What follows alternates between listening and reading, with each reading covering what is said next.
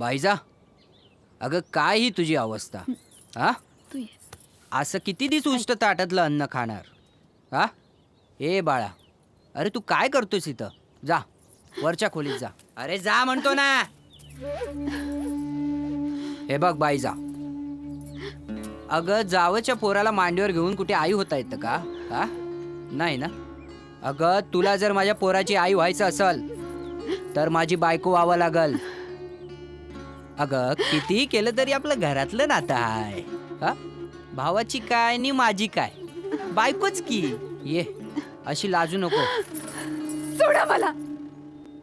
धीर म्हणजे पाठीराखा भाऊ. असलं पाप करू नका. जन्मभर वांजुटी राहीन, पण डोईवरचा पदर पडू देणार नाही.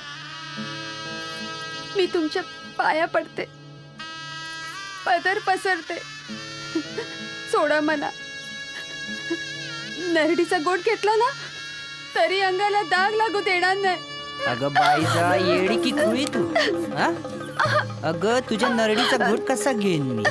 हा, अगं मी तुझ्या संध्या इच्छा पूर्ण करीन. ये मिठीत ये.